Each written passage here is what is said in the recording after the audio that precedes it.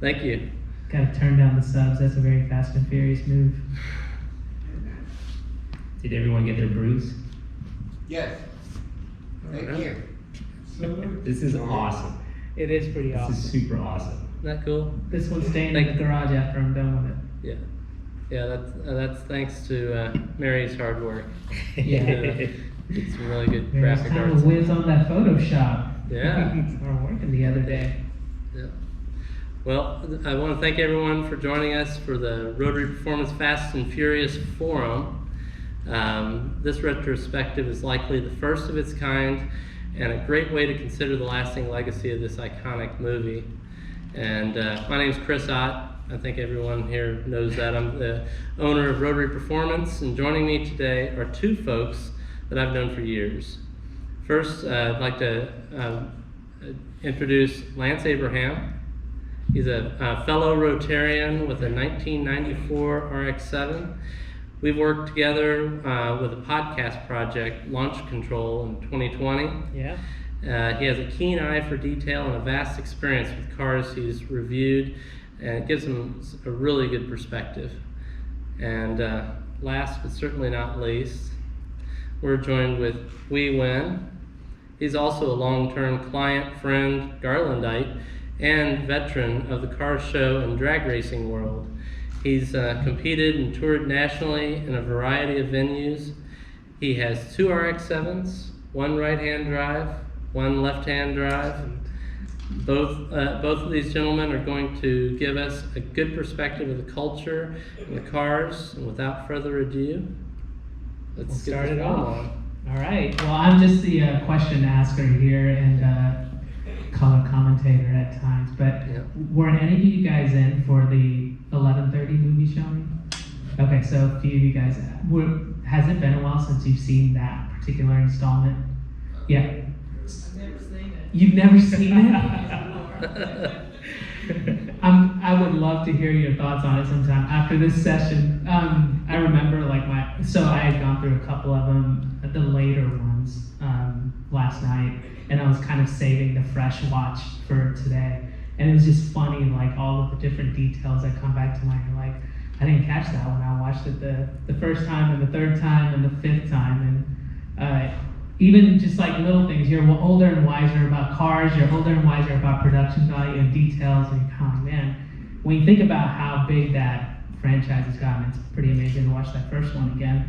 9 movies, right? 9 movies. 9 movies. Next 9 in week, 20 I years. think it'll be. That's Yeah. that's Marvel level Yeah. when you think about it. I mean, How many movies? Marvel's done like 20, right? But I mean, Oh, that's true. not many other franchises are getting past 3 or 4 before they start fizzing out. So I think I'll start with an RX-7 related question, since most of us are Rotarians, like Chris had so eloquently put it.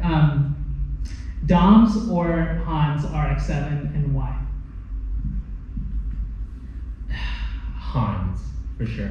Yeah. I when you think of the whole movie line, like there's only one car that is always symbolic when you look at ads, and of course it's later. It's not this movie, but Han's RX-7 is so recognizable throughout the entire just genre of cars when you think of Fast and Furious. So definitely Hans, and it's crazy too that I've talked to a lot of people, and many of them don't know what that car is. Mhm. They just recognize it as Hans' vehicle, but they don't know it's an RX-7. Yeah. So I mean, it's Hans for sure. Hans What for sure. transformation. Yeah. Yeah, they definitely they fooled everybody with the car. I mean, it's like its own identity to Yeah. itself, and it's nice that we have one here. I mean, it's really cool. Yeah. But it's tough because Dom's car, it's the only car that's undefeated. It doesn't get flipped and caught on fire or anything. I mean, it survived everything and was the winning car. But for style and its iconic legacy, I'd have to say Hans' car also. Yeah. It's Dom's car is probably still parked in that parking That's what I was lot gonna somewhere. say. We Yeah. need to take a trip out to that garage. You can see if he's still left it there. Yeah. I did want to ask along those lines, you know, and I didn't remember that the RX-7, there were like 2 or 3 examples in this movie. It's interesting to me how like there were certain cars that right off the bat were instant classics because of that movie, and the RX-7 took a little bit longer to make in terms of achieving that status. Any thoughts on why you think that might be the case? You have an undefeated car, you have Han's car, which doesn't look like an RX-7, but it is. Any thoughts on that before we start getting into the mechanicals around the rotaries? Yeah, the Rotary world, it's kind of a clique. It's a cultish group, and there's a lot of people that have a vision of RX-7s and Rotaries, so they don't like them in general. But when you look at piston engines and things like the Supra, it was easy to be able to understand, and people fell in love with it very quickly. But the RX-7, it's got a unique style, it's got a unique sound, and eventually its time came about. You know, people finally are giving it the appreciation that it's always deserved. Yeah, that's great. I did want to ask you guys, since you're not just owners, you wrench on the cars yourself. When you go through, you know, the later Fast and Furious movies are sort of caricatures of everything, right? I mean, it's less about technical details around the cars and the culture, a lot more about jumping off airplanes in your cars and doing all that kind of stuff. So, but this movie was a little bit more tuned in on mentioning parts, mentioning performance figures, mentioning this, that, and the other. So, as a couple of people who do wrench on your cars, what were your thoughts around, like, when you watched it again, like the technical aspects, the products that were mentioned, how they were mentioned in context, that kind of thing? So when this movie was released, I actually just graduated from high school, like 2001, and I remember coming to the theaters and listening to some of the stuff they talked about, the parts and things like that. And when they said something inaccurate, because I was in the culture, I was like, no. Motec system exhaust, what is that? I mean, we knew that, and I think it was important to have that accuracy as much as they could in this first release, so that you can more gear towards, I guess, the culture, the audience, so that they're recognizing what's actually being said, what they're putting on the cars, because otherwise it would have been just, if we'd seen the later movies, then it would just have been an action movie. I don't think there would have been a culture behind it. And the culture was definitely growing, in this year, this era. I mean, without some accuracy, this would have been lost. It would have been 9 movies long. It would have been 2. Oh yeah. I love when they're talking about. You don't see in any of the later movies them going to the parts store, like when they're going to fix Brian's car. They have a truck loaded with Apex products. Everything's all conspicuous on there. That they came with the best to put onto the car, and it was the technical aspects of it. The first time I watched the movie, I shook my head. I was like, oh my god. I mean, we were drag racing in those days, starting somewhere around '98, and it was the drag racing world was starting to peak right in 2001 when the movie came out, and so they had the Fast and Furious tour. Ken, you're part of that, and you're out there, and so we had a lot of representation out of and seeing in the movie how they showed. How nitrous oxide works. It's the unlimited bottle of nitrous oxide. No care about what the bottle pressure is or anything. It's just, well, as long as you have gauges, it's okay. Yeah, that's right. As long as you tell them. Yeah. And even with NOS, the fact that it could be a 1.5-minute quarter-mile race is kind of cool. Yeah. Along those lines, you were talking about like being sort of explicit about brands and about pieces that you put in the car and what they do. In a way, like there have been car movies before Fast and Furious, right? I mean, racing movies, Steve McQueen movies, this, that, and the other. But give us a little bit of perspective on what you saw in that time. You said you got straight out of high school. Did car culture make the movie? Did the movie make the car culture, or was it sort of symbiotic? What were your thoughts around that? I think it was definitely both at the same time because, like Chris said, drag racing was starting up, and with every drag race event or car event, there was a car show at the same time. Yeah. And to get into racing, like for me as a high schooler, getting into racing was just astronomical in value, in the amount of money to get into it. So it was easier just to put on parts and do a car show. And as the racing grew, because like Chris, you guys did a ton of racing. Yeah. The car shows grew too, because the same products that were on the race cars were now being put onto the show cars. Yeah. And I think without the two together, the movies being released, the previews and things like that, and with the car events going up, being promoted at the same time, it definitely wouldn't have blown up the way that it did. Yeah. I agree. No, I agree completely. It's you look at the way that this came about was that you had so much. This was the beginning of technology with the cars. You had programmable engine management systems. You had the ability to be able to make good power with a small displacement engine, and the people that were in that world were a little bit different than the typical gear guys that were out there, and so and it was also the beginning of front wheel drive racing that nobody thought was possible. It's very difficult, and they solved many of the problems and set all sorts of records with it. Yeah. So. Yeah. No, it's really interesting because you see a lot of that in terms of, I kind of looked at it as symbiotic too. One, the movie accelerated the movement. I don't know that they would have put together even a cult classic movie if there wasn't a lot of this going on already. And I know for those of you who are in Dallas, like there was a time where these kind of shops were all over the place, and you would go out to Kennedale, go out to here, you would go out to here, there, and there would be a smaller version of what happened in that movie going on. Not to say that I ever attended those illegal events, but it was kind of a thing that brought the movie up, and then the movie just almost cemented it. Like, oh my God, there's people doing this. Oh my God, there's these kind of parts that you can put and this and that. And as I'm sure for Rotary Performance, I knew a couple of guys that owned shops that did those kind of mods and customizations, and the work was non-stop after this movie.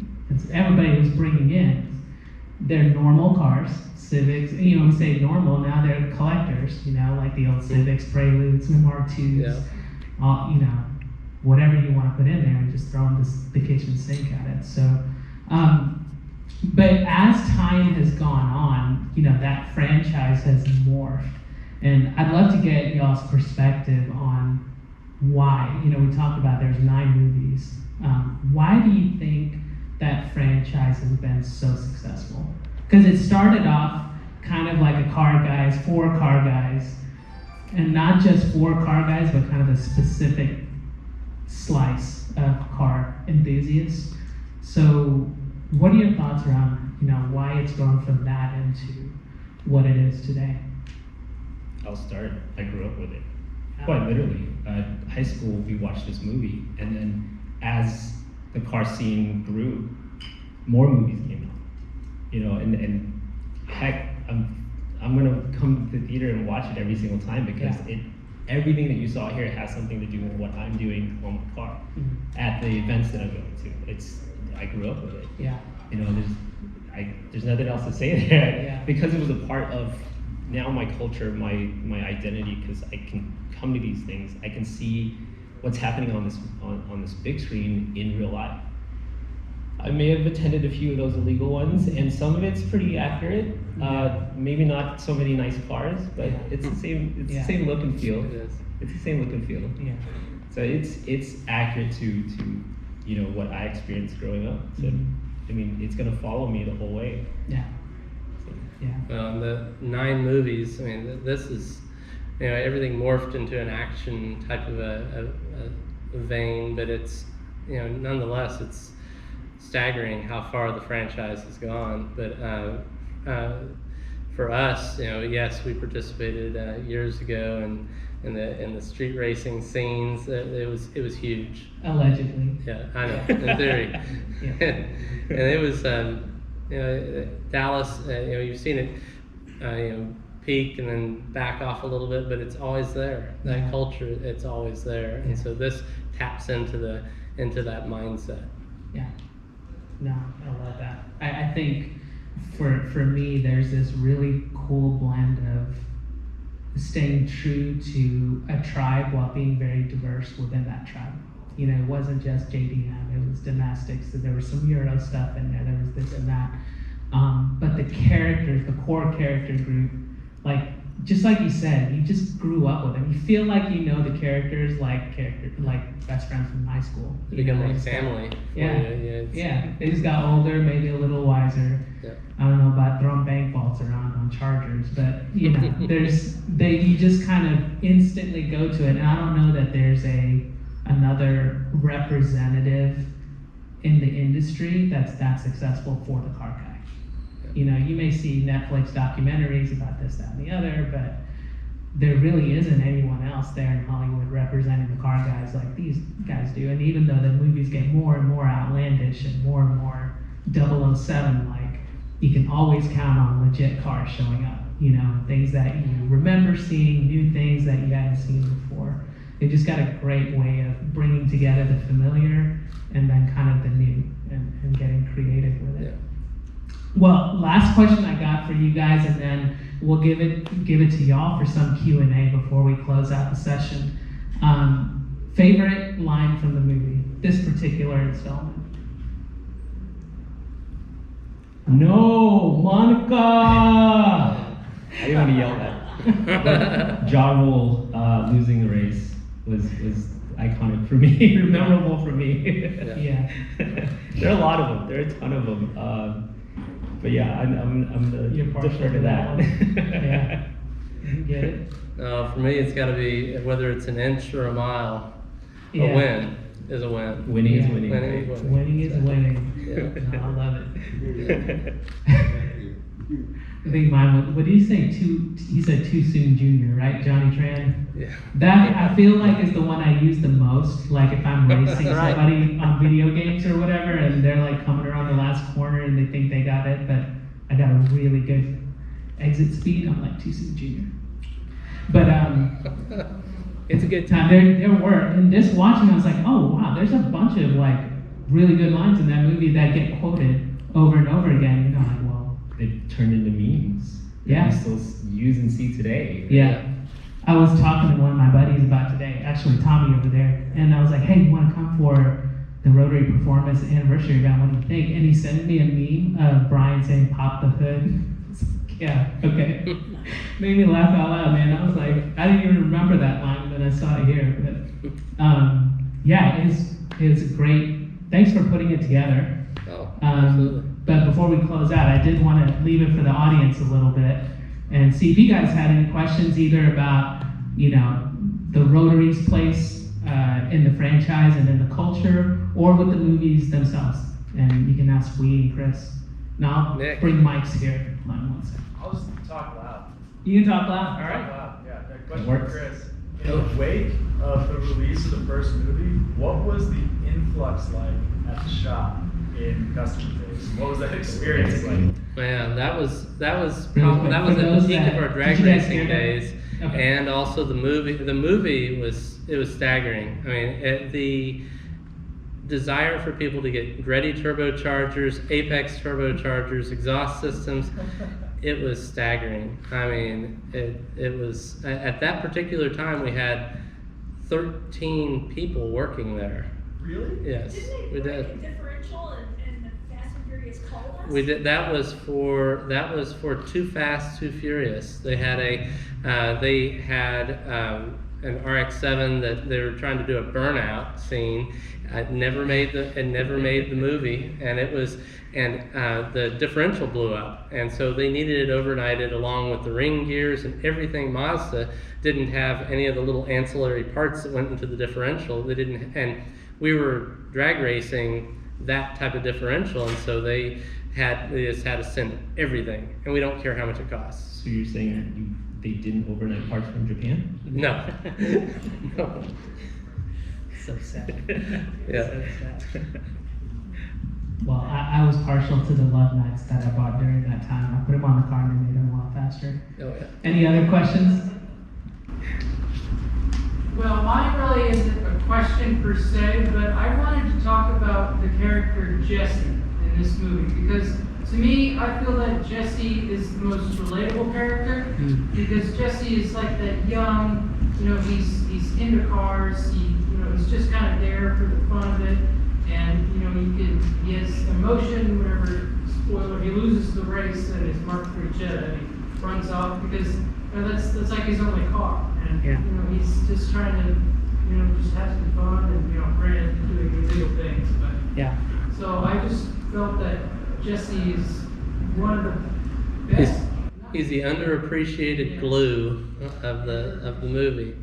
Yeah, I can see that. Yeah, I feel like looking back, kind of seeing where we are with society today and just kind of see the unseen character a little bit kind of is more relatable today and more understandable. You're like, when they said I got that thing called the attention, and I'm like, wow, that was like a foreign thing back then, or it was just starting to become known about, or, the idea of not being understood, you're kind of not fitting into society, but fit in enough and you find your group and you find your place and kind of go that way. It was funny to me because the Jetta was the one car in the movie that I wouldn't want. Like if I was Johnny Train, I'd be like, take it home, but it was really interesting. I love what you said there. He is kind of the most relatable because I'm not going around punching people down on the ground.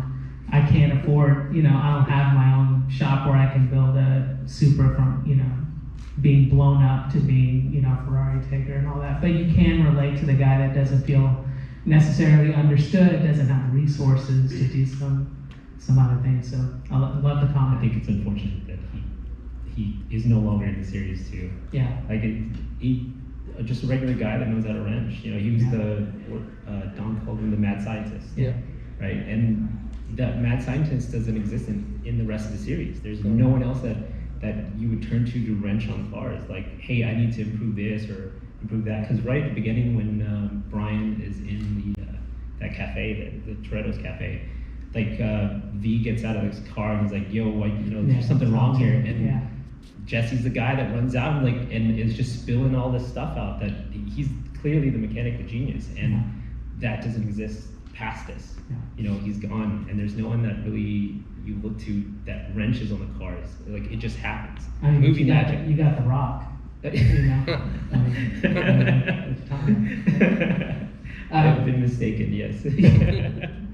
And I'm sure Chris can relate to that. Like you got mad scientists in the back of the shop that that make the magic happen. So having a Jesse, what does that look like to you?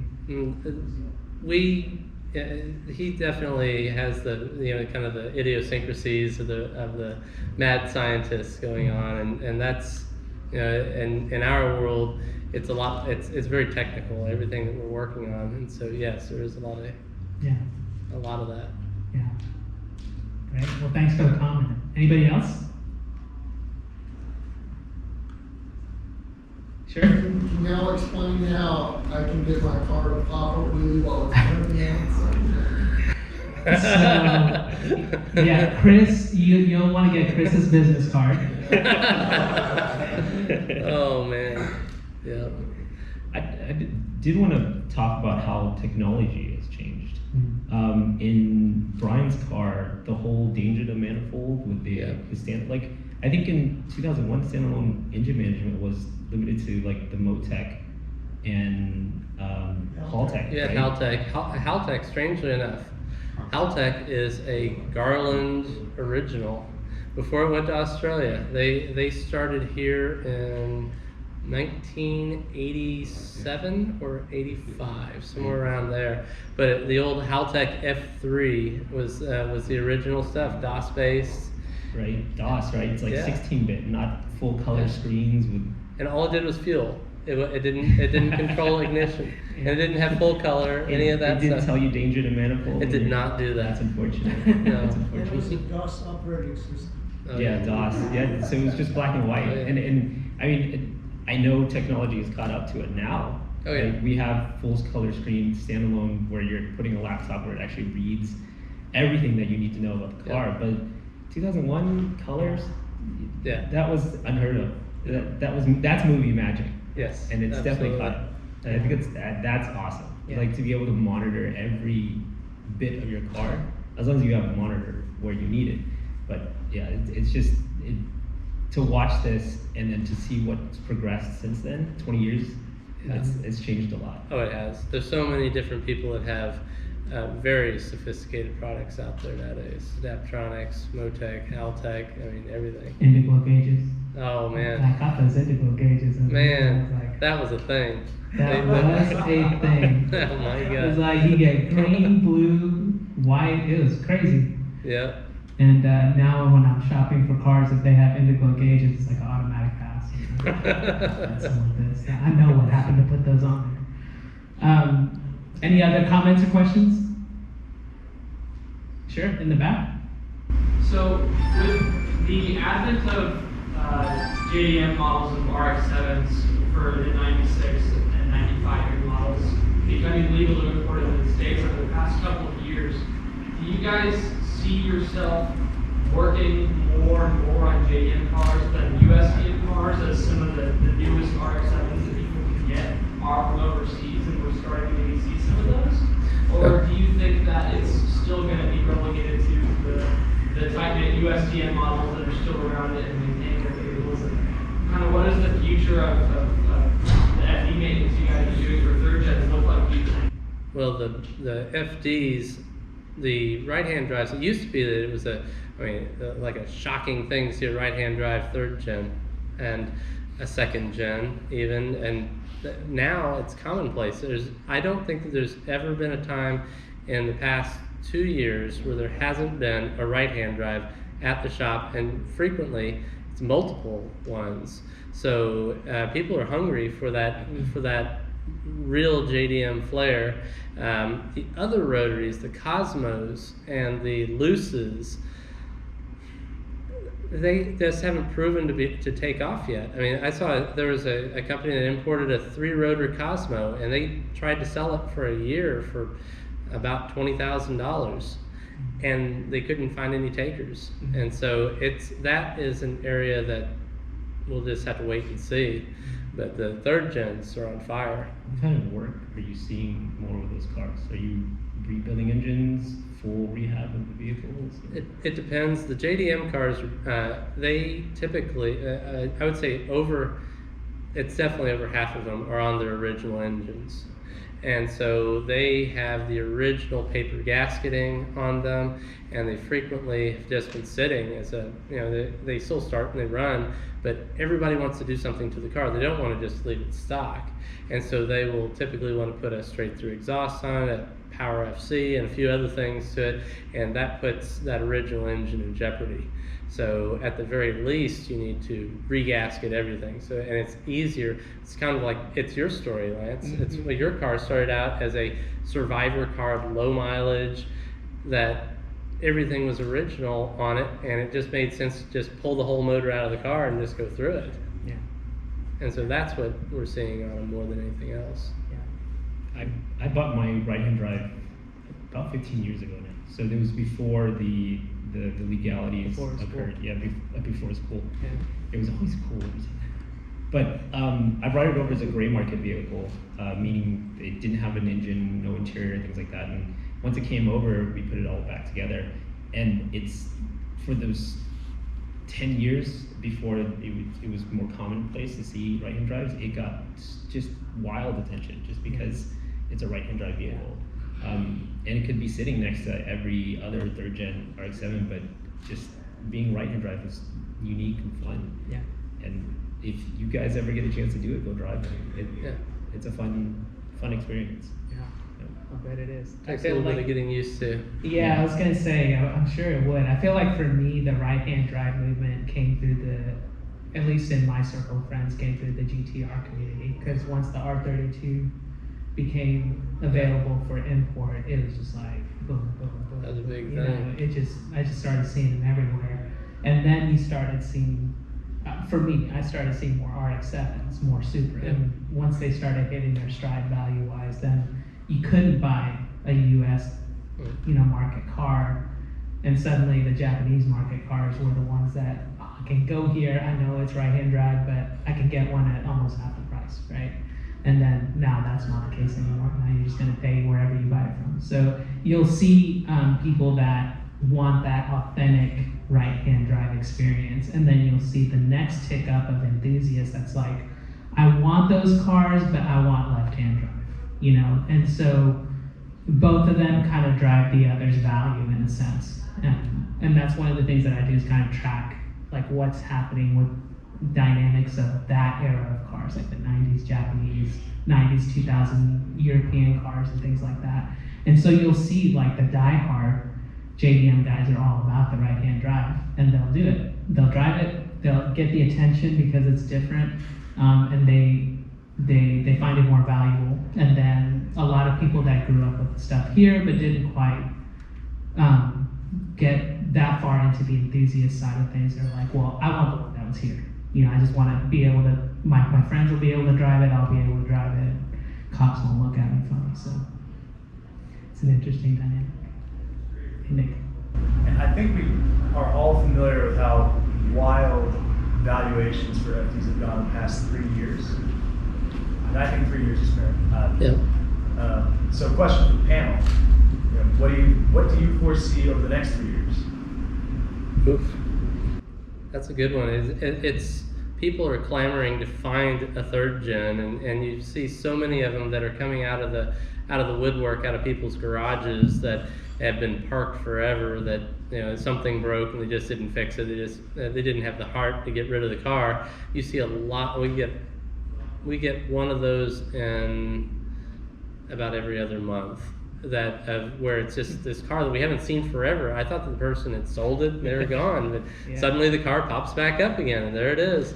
Gas tank work and everything else has to go on with it, but we bring it back to health, and they either hold on to it or sell it. But as far as the future on them, there's not very many of the cars. The rarity of them it's number one thing, and I don't think that they're going to ever fall out of favor. So they're going to definitely go up in value.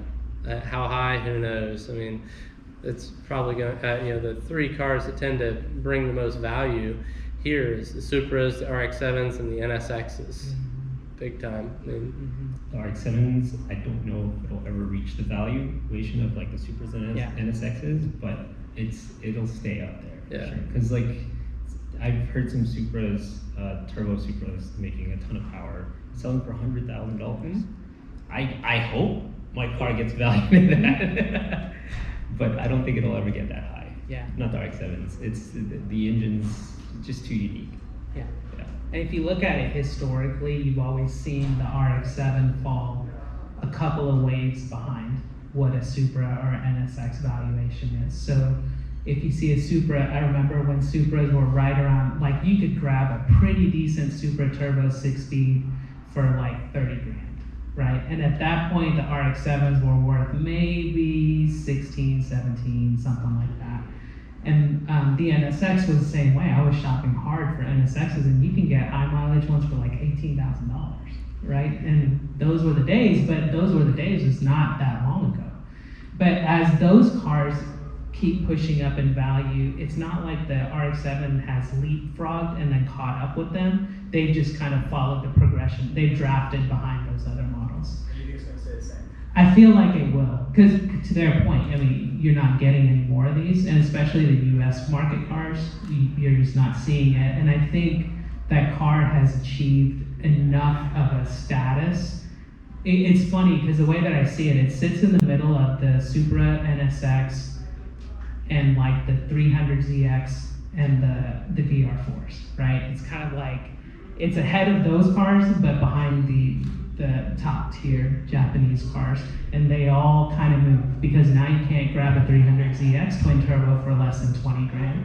You're not getting a VR4 for less than 15, 16 in decent shape. So you see that the RX-7 pushed a little bit further. You see the NSXs and Supras, they're hitting six figures if you want anything like that. So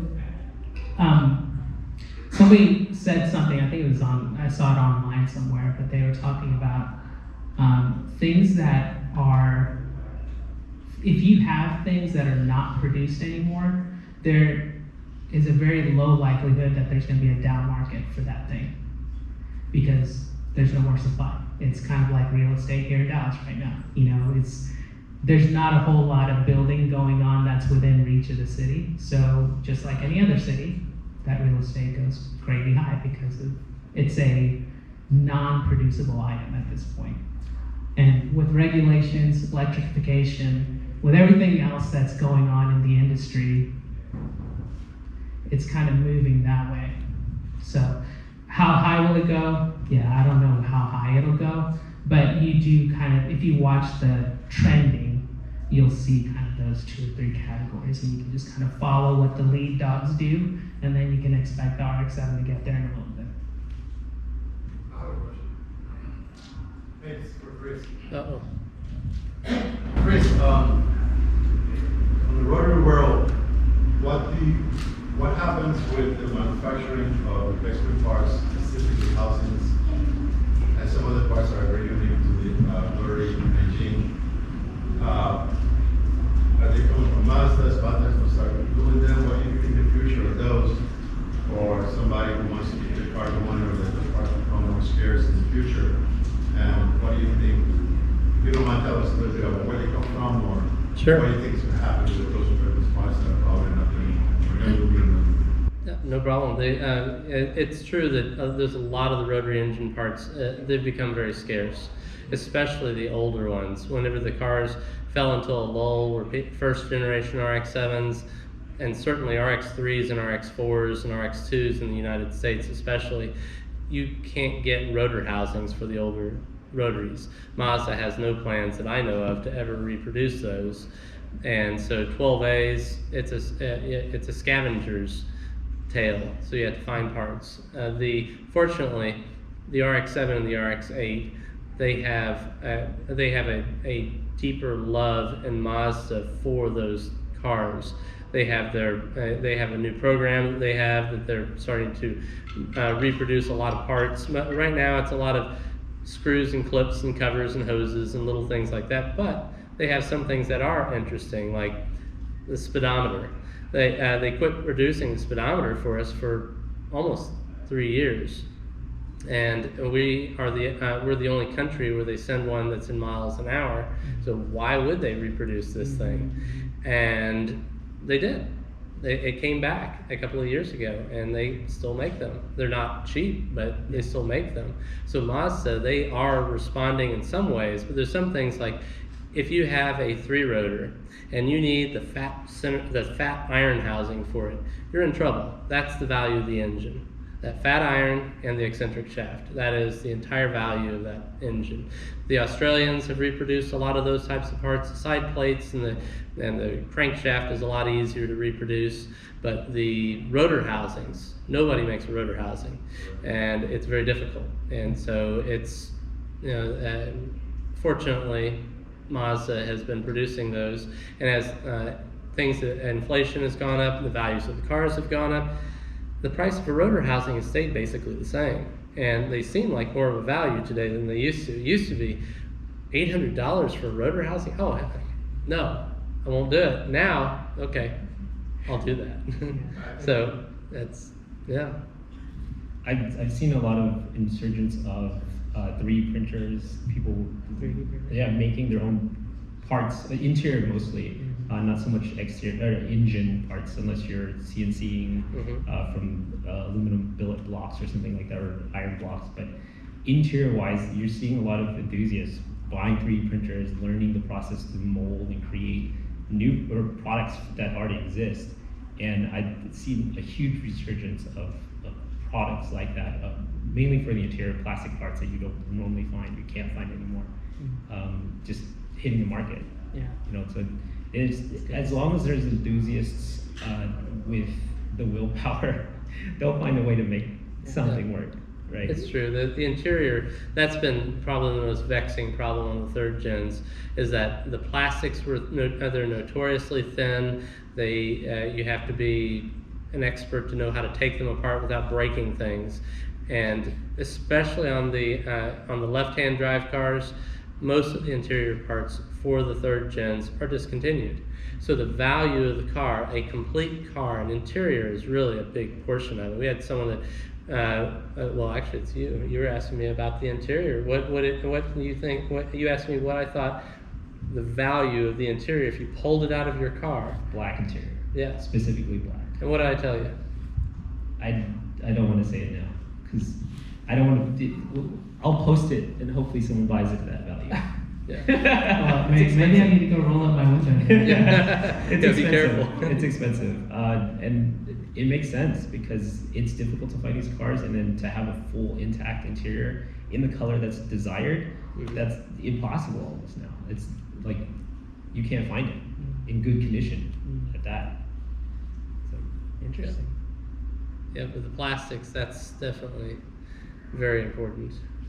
Yeah, so that's something I don't know about. So with the plastics, meaning I know they're rare, but with the plastics, is it just fade? Is it cracking and brittle breaking? Is it Breaking, and people install stereo, they're a little bit too enthusiastic? Yeah, they break the face panel. You absolutely cannot replace it. And there's two types, and for left-hand drive, you get the 93 style, and then you get the 94, 95 style that's textured. Yeah. And so you want to get the correct one, but neither are available. The gauge hood, the part that goes across the top of the instrument cluster, that gets sun-baked. Those are fortunately still available. They're not cheap, but they are still available.